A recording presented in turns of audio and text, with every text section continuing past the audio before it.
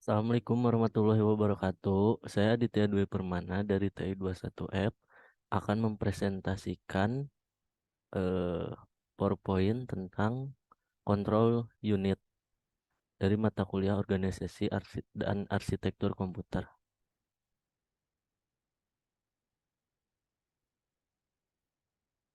Yang pertama itu ada kontrol unit, bagian dari komputer yang menggenerasi signal yang mengontrol operasi komputer.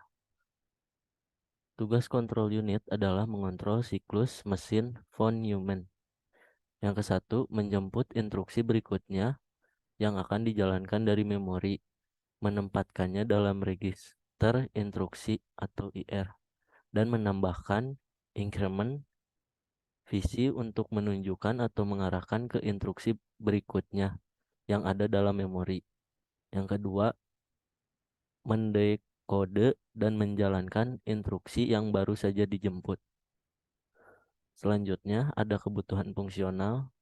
Yang pertama, mendefinisikan elemen dasar prosesor. Yang kedua, mendeskripsikan operasi mikro yang harus dilakukan prosesor. Dan yang ketiga, menentukan fungsi kontrol unit yang harus dilakukan prosesor. Selanjutnya, ada elemen dasar prosesor. Yang pertama ada ALU, yang kedua register, yang ketiga internal data fed, yang keempat external data fed, dan yang kelima kontrol unit. Selanjutnya, ada tipe operasi mikro.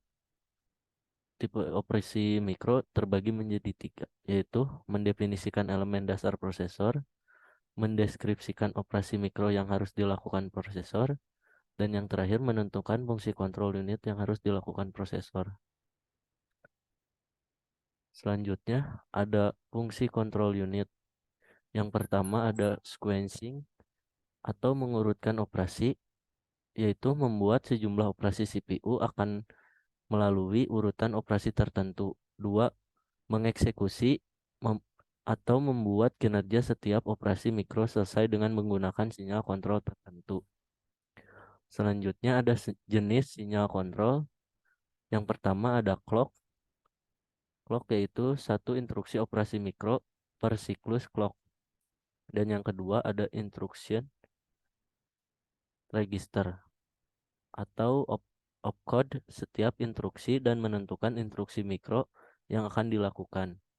Dan yang ketiga ada tags, yaitu menunjukkan status CPU dan hasil dari operasi sebelumnya. Yang keempat ada pada bus kendali atau interupsi dan sinyal acknowledgement. Dan yang kelima ada pada output dalam CPU, yaitu pergerakan data dan mengaktifkan fungsi tertentu. Dan yang terakhir melalui bus kendali, yaitu ke memori dan I/O. Selanjutnya ada jenis control unit. Yang pertama yaitu control unit microprogrammed untuk menggenerasi signal kontrol dengan cara membaca dan mengeluarkan atau mengalirkan mikroinstruksi. Dan yang kedua ada control unit konvensional atau hardware. Yang pertama untuk menggenerasi signal kontrol, yang kedua digunakan pada komputer berkinerja tinggi atau superkomputer dan RISC. Yang ketiga, komputer mainframe sering menggunakannya untuk aritmatik, logika, dan shift sederhana dan instruksi akses memori. Dan yang keempat ada CU konvensional, menghasilkan suatu rangkaian mikroinstruksi. Dan yang terakhir, perbedaannya dengan CU microprogrammed terletak pada gerbang logikanya menggenerasi semua micro order sehingga eksekusinya lebih cepat. Terus ada kontrol unit mikro terbagi menjadi dua, yaitu satu kontrol vertikal adalah jenis implementasi di mana signal kontrol dikode ke dalam pada bit, kemudian digunakan setelah dikode. Dan yang kedua, kontrol horizontal. Kontrol di mana setiap bit kontrol mengatur satu operasi gate atau mesin. Selanjutnya ada komponen-komponen pokok, kontrol, unit, microprogrammed.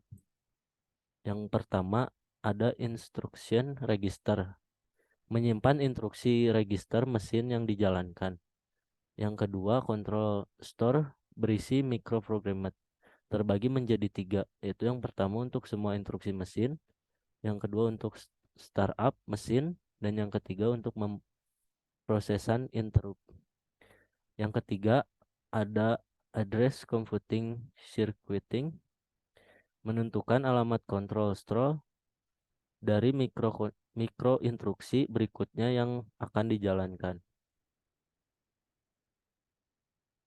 Dan yang keempat ada micro programmed counter, yaitu menyimpan alamat dari mikro instruksi berikutnya.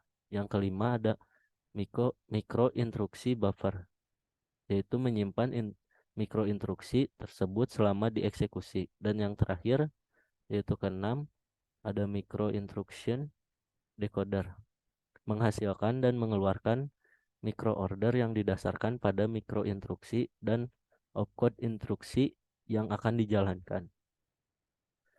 Mungkin cukup sekian presentasi yang dapat saya sampaikan. Semoga bermanfaat. Terima kasih. Wassalamualaikum warahmatullahi wabarakatuh.